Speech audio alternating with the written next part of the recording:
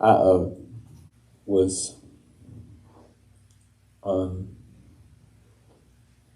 meditating on what the Lord would have me to speak on, and obviously I knew that the word was joy, and that played into the meditation a little bit.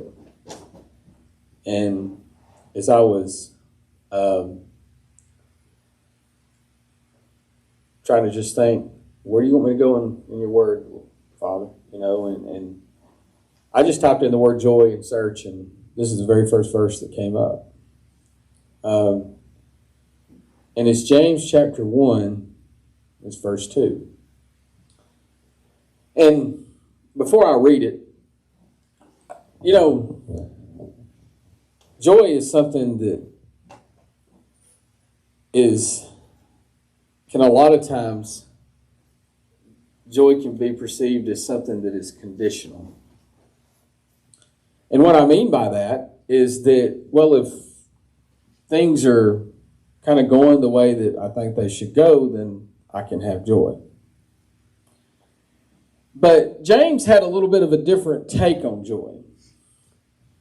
And James's take states in his verse, if you read verse 2, starting in verse 2, and I'm going to read through 4, it says, "My brethren, count it all joy when you fall into diverse temptations, knowing this, that the trying of your faith worketh patience, but let patience have her perfect work, that you may be perfect and entire, wanting nothing."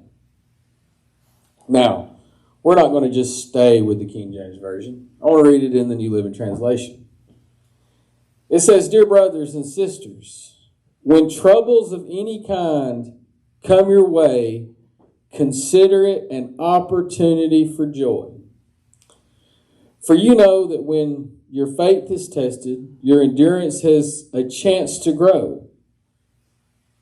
So let it grow, for when your endurance is fully developed, you will be perfect and complete, needing nothing." Now, there was one word that really stuck out at me in the New Living Translation, and it was the word opportunity.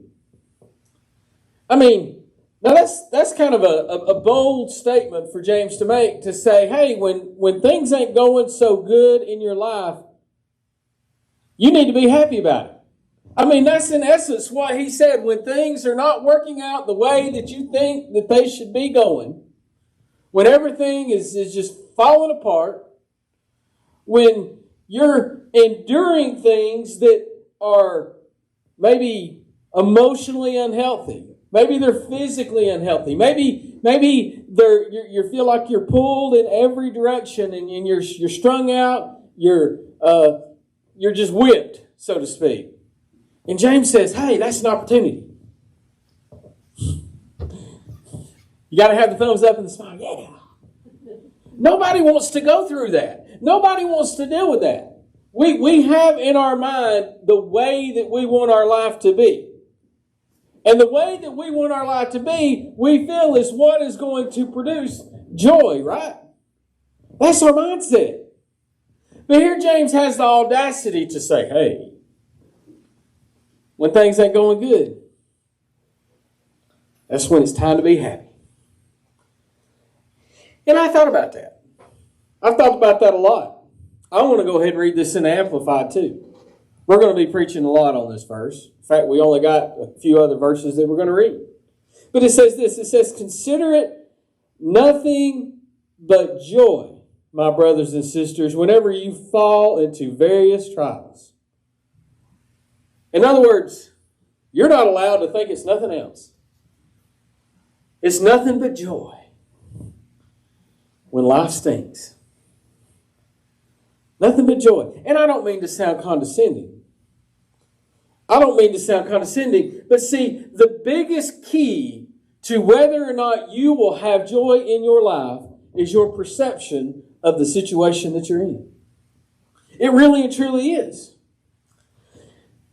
It goes on and it says this, Amplified. I'm going to start from verse 2 again. It says, "Consider it nothing but joy, my brothers and sisters, whenever you fall into various trials."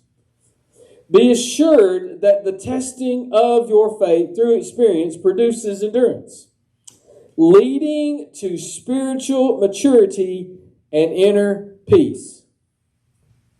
I wonder if it's coincidental that next week's word, there we go, is peace. Because I believe before you can have peace, you have to find joy. You have to find joy. And it says, and let endurance have its perfect result, and do a thorough work, so that you may be perfect and completely developed in your faith, lacking in nothing. Now, we're going to get to some nitty-gritty paraphrasing because we're going to go to the message. And this is what it says. Consider it a sheer gift. Hey, it's the holiday season. It's the time of giving. And this load of stuff that I'm giving you, I need you to be happy about it. It's a gift. And I don't mean to sound this way. Well, yeah, I do. Because I want us to understand something. Is that the way that I'm presenting it, most of you have a smile on your face.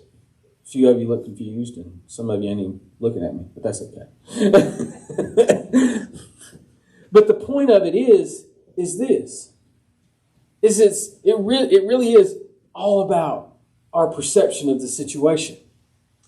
And I'm going to get into something in just a minute, but let me finish reading this in the message. It says, consider it a sheer gift, friends, when tests and challenges come at you from all sides.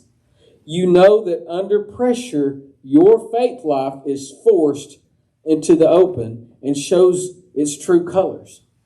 What an amazing concept, and what an amazing thing to look at it in a way to have your perspective changed. Because a lot of times what we don't understand is the trials and the troubles and the things that we're dealing with doesn't have anything specifically to do about you other than it is the person who is on the other side that sees how you're dealing with that situation. And that's a hard concept to really grab a hold of. But we understand that when we look at a situation and we see it as a challenge, and we begin to put our guards up, and we begin to build those walls, and we begin to go into a mode of self-preservation and all that kind of stuff, sometimes in that we limit the ability for God to bless us.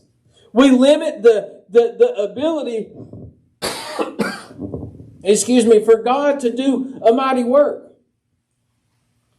Because a lot of times we see our joy, as I said before, as conditional. If God works this situation out this way, then I can be happy about it. I can live with it. I can deal with it. But what we don't understand is, in a way, when we have that mentality and we have that attitude, we are trying to dictate God in our lives. Rather than opening our heart, opening our faith, and blindly saying, God, thy will be done, thy kingdom come. Because we have to understand that the only way that his kingdom will come is in the form of his will and his purpose. So it goes on, and it says this. It says, consider it a sheer gift, friends, when tests and challenges come at you from all sides. You know that under pressure, your faith life is forced into the open and shows its true colors. So don't try to get out of anything prematurely. Wow. Don't try to get out of anything prematurely. You know, some of the things that we do sometimes when we are faced with challenges and obstacles, I know that I'm really good at it. In fact, if there was an award for this, I would have it. And that's avoidance. If I just ignore it, it'll go away. If I just ignore it, it'll work itself out and it'll be okay. It'll be good. And so what we understand then is the way that they see James chapter 1, verses 2 through 4, and whoever, kind of put their paraphrasing on the message, is simply this. What they are simply saying is that sometimes you have to hit situations head on. And sometimes you just have to go through it to get the most good out of it. And when we take it upon ourselves to make our own joy, to make our own happiness, is that really any different than an addict who tries to numb the pain through drugs? Tries to dim it through maybe alcohol or something like that, rather than just simply saying, God, I know you've got me in this. I know that you have my back. Your word teaches me that you have my back, so I'm putting my faith in you. See, because the outcome of the test, the outcome of the trial, isn't necessarily the joy. Now, James says, consider it a joy. And in the message it says, consider it a gift. And what does it say? Nothing but joy is what it says in the Amplified. And the King James says, count it all joy. But that's just the start of it. Because the whole point of it is what is on the other side of it. And that is spiritual growth. That is spiritual maturity.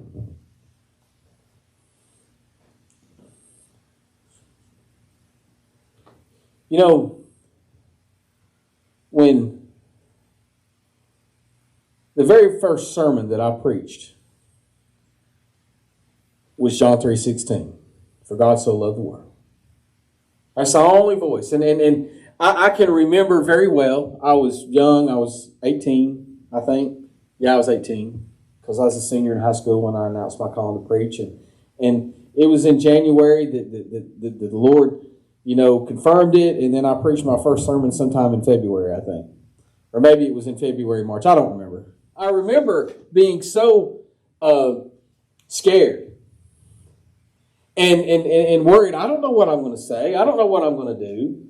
I mean, because the fact is, it wasn't anything I'd ever done before. And I had questions. So I called Ralph, and who was my pastor at the time. Most of y'all know who he is, And anyway, I said, I don't know what to preach on. Well, he says, well, where are you studying? I said, well, I don't know. When I read John 3:16, I just get emotional. He says, well, that's where you start. So that was my indication. That's where you start. And so when it came the day, I, had my, I don't know what I wore. I don't remember. I'm sure I had some type of sport coat, dress pants, or something like that, because I didn't wear suits at the time. I was a senior in high school. I probably didn't even own a suit. So I put it on, and I'm sure Daddy tied my tie, because I didn't know how to tie a tie back then and all that kind of stuff. And I got up there, and I got ready to go, and all I had was one verse. And I read that verse. And then I spent the rest of the time crying. Just emotional. Not really able to formulate what God was trying to not able to really comprehend how the Holy Spirit was going to work through me and all that kind of stuff. But see, at the time, that was all I was capable of. It was all I was able to do. And as time went on, I changed. Why did I change? Because I understood more how the Spirit would work through me. I'm 46 years old. And if I was to take off and jog, I might make it to the end of the road. And that is a very, very slim might. But if I took off jogging that distance every day, you know what would happen? It would get easier. It would get easier. And not only would it get easier, but the distance that I was able to jog would increase. Why is that? Because my endurance would increase. So maybe joy isn't something that is necessarily tangible so much as joy is an attitude. If I go on down and I read some in my notes, it says, to truly understand what these verses mean, we might have to redefine what joy means to us and the path to which we take in life to get there. Now, for some, joy might mean to not have to worry about anything. Maybe have their needs met. My bills are paid. My family's safe. I know where everybody's at. So I'm happy. For some people, that is their definition of joy. For others, maybe joy comes from simply being entertained. I know some people like that. Other people, have you ever heard somebody say, well, this is my happy place? Maybe talking about a vacation spot. Some of y'all might know what we would consider our happy place. But see, the simple fact of the matter is that a lot of those things are conditional. I'll be happy if this happens. I'll be happy if that happens. And when it doesn't happen the way that we think it should, when it doesn't go the way that we think it should, we're left with a question of why, God? God, why is this happening? God, why did you do this? When the simple fact of the matter that maybe God didn't have anything to do with it to begin with. See, because if we understand where the word joy comes from, joy actually means in where the term used in James chapter 2, I'm not going to try to read the Greek word, but it simply means cheerfulness. Now, if somebody was happy all the time, maybe they had a smile on their face, I suppose it's possible that we could say, well, that person has a lot of joy in their life.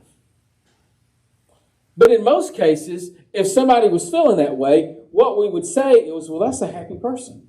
That person is cheerful, which is actually what the Greek definition, K-H-A-R-A-H, chara, I guess is how you pronounce it, means to be cheerful or calm delight or gladness. And so we understand that if someone is cheerful, then maybe they have a happy disposition. Well, if someone has a happy disposition, is it because things are always going right in their life? Not necessarily. Maybe they just choose to be happy. Maybe they just choose to allow joy to be their attitude. Now, I can go ahead and tell you from someone who is typically the complete opposite of that it is something I struggle with. I struggle with joy. And I struggle with happiness. In fact, I could really get myself worked up and depressed if I choose to do so. Because for a long time, I've had the attitude that the only way that I'm going to find happiness in life, if things work out the way that I want them to, if things work out the way that I think that they should. But see, we have to understand that if we really and truly want to experience joy in life, then we understand that we're going to have to go through things. And we also understand that joy is a state of choice. It is a matter of choice, that I'm going to choose to look to God regardless of the situation that I'm in. I want to go to Hebrews chapter 12. And we're going to do pretty much the same thing there that we did with James chapter 1. It says, "Wherefore, seeing we also are compassed about with so great a cloud of witnesses, let us lay aside every weight, and the sin which does so easily beset us, and let us run with patience the race that is set before us. Looking unto Jesus, the author and finisher of our faith, who for the joy that was set before him endured the cross, despising the shame, and is set down at the right hand of the throne of God. For consider him that endured such contradiction of sinners against himself, lest ye be wearied and faint in your minds." So what do we understand when we read that verse? What is that verse truly saying to us? That verse is saying to us that Jesus was so overwhelmed by what would happen after the trial, because he knew that's where true joy was going to lie, was in relationship with us, in relationship with God, that he endured everything that he endured. And so what the author of Hebrews is saying, "Wherefore, seeing that we are compassed about with so great a cloud of witnesses." If you go to the previous chapter, you read in chapter 11, the heroes of faith, where it talks about Abraham, and it talks about all these great heroes of faith who, in spite of all the trials and the tribulations that they had, they looked to God. They looked to the promise. They looked to the fact that there was something greater at work than what they understood around them. Let's read the same verse in the New Living Translation, or the same verses.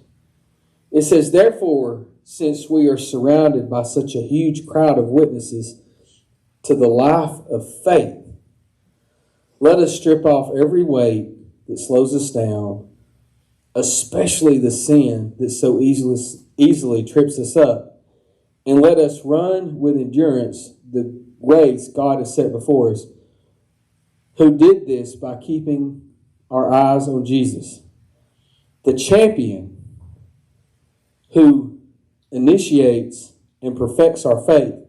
Because of the joy awaiting him, he endured the cross, disregarding its shame. Now he is seated in a place of honor beside God's throne. Think of all the hostility he endured from sinful people. Then you won't become weary and give up. After all, you have not yet given your lives in your struggles against sin." So, we understand that the human essence of Jesus, and the fact that he wanted to be happy too. But where did he find his happiness at? In doing the will of God. Regardless of all the pain that he endured, he understood that true joy was being in the presence of God, being in the will of God. So he did what he did. Well, you just made Jesus sound kind of selfish, didn't you? No. Not selfish at all. Because we were part of the equation. We were part of the equation. If we go back and we read in John chapter 17, when he's praying, he's saying that I want them to have the same relationship with you that I have. Us, or me and them, and them and you, and all that we read in John chapter 17. Go read it. Go read it and pray about it and meditate on it. And you'll understand what true joy was to understand, because one of the prayers that Jesus said is, I want them to have my joy. And my joy is all about my relationship with my Father. So we understand that in order to truly have faith, in order to truly believe, in order to truly initiate God's kingdom in our life, that means that we're going to have to endure some stuff. That means that we're going to have to go through some stuff. It's not always going to be happy. It's not always going to be cheerful and jumping for joy and all that. There's going to be times when we're trying to find God in a situation and we just can't see Him. But that doesn't mean that God isn't there. It doesn't mean that God isn't there. If you can see something plainly, do you need faith? No, because the purpose of the endurance, the purpose of the trial is to what? Grow your faith. So that you can run past the end of the road. So that you can keep on running.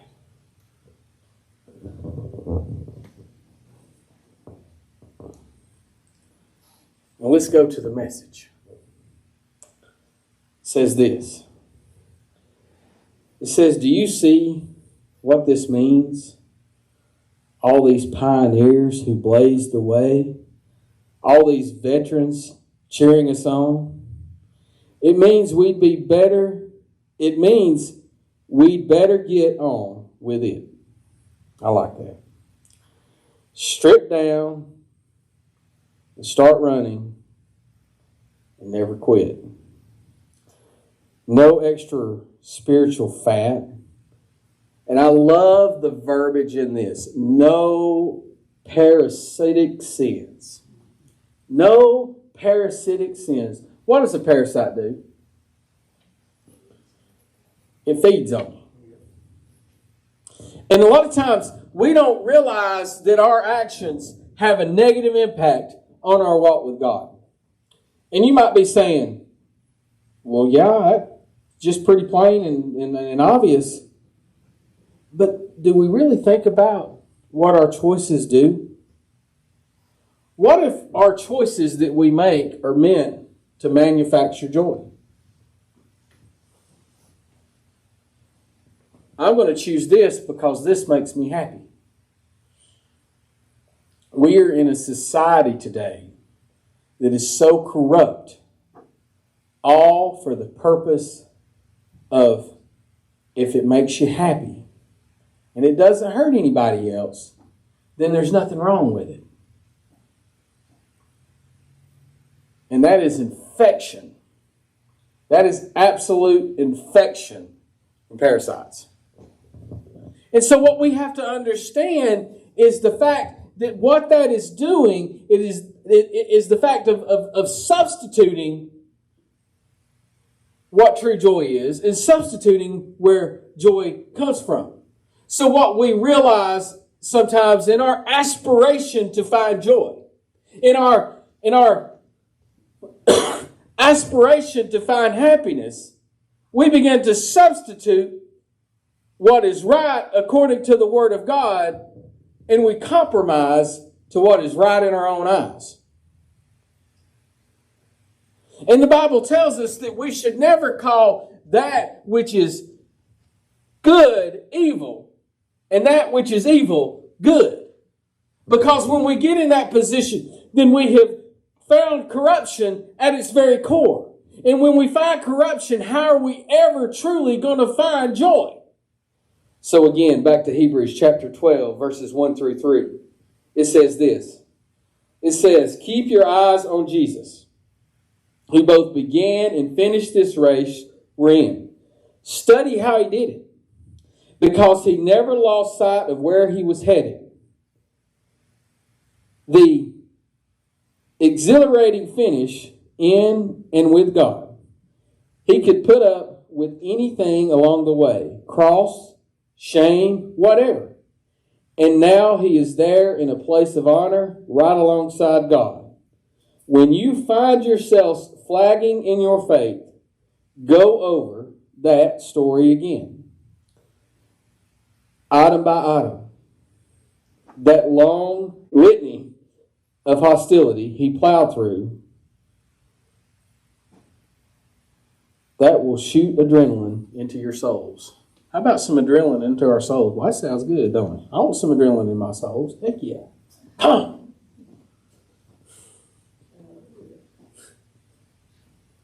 But as we think about that, when we think about our path for joy, and all joy really leads to is increased faith. But the only way it can lead to increased faith is by enduring trials and tribulations. You might say, well, can't I just choose to have more faith? Yes, but what good is faith if it's never tested? What good is faith if it's never... What good is it that I can run a marathon if I never run it? You know? You might say, well, you'd be pretty healthy if you could run a marathon and you wouldn't have to run it. And that might be pretty good, I guess. But the point that I'm getting at is simply this. Is sometimes it's not about the faith in your personal life.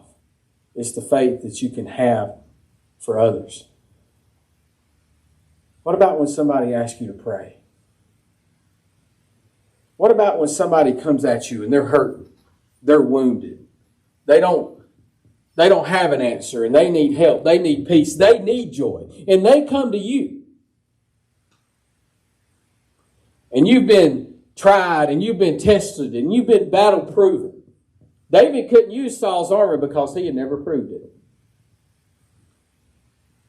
How can you use your faith for someone else if you've never proved it? That's good preaching right there. I'm sorry. No, I ain't.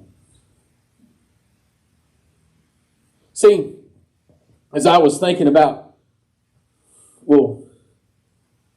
this sermon this morning, and I was thinking, who just epitomizes joy and strength? Who's really been tested in the Bible? And there's lots of people that's been tested. You know, and a lot of times we don't necessarily get into someone's personality, because when it comes to being cheerful, a lot of times that might have something more to do with someone's personality than anything. But I was, the person just never came up in my spirit of who I needed to talk about. And so as I'm carrying on this morning and all that kind of stuff and getting ready, then I do what I normally do, and I start listening to a sermon while I'm in the shower and all that, just to kind of, get a little bit of feeding going on and all that. And I was listening to this sermon, and I just happened to pull up and he just was right there. I don't even remember the title of the sermon. I was like, well, I'll just click on this one, because I don't never really search for a title. Sometimes I do, sometimes I don't. But I just clicked on it. And anyway, he starts preaching. And he starts going about his life. And he starts giving his testimony of how he was this and that and all this kind of stuff. And he just wasn't happy and all that. Well, I was like, well, dadgum, this is a message on joy. I didn't search joy or nothing. But there it is. And I can hear it. And he's getting deeper. And I love the way that God can use just an algorithm on YouTube so that it's just there. He's like, well, I'm going to put it there so you can hear it. It's going to be what comes up first. I'll take control over that, and boom, there it is. And I click on it. And as he's speaking, then he starts talking about Joseph. And I'm like, well, why didn't I think of Joseph? And God's like, well, it ain't what you think about. It's what I put in front of you. But he starts preaching about Joseph. There's the epitome of somebody who just kept getting knocked down and knocked down and knocked down all the while, and he still stayed focused on God. First, he had to deal with jealousy in his family. That jealousy in his family, and they had a right to be jealous of him, because Joseph ran his mouth. He did. He ran his mouth. I've had this dream, and y'all all going to bow down and worship me. So they were jealous. Oh, here comes the dreamer. So what did they do? They talked about killing him. We can just kill him.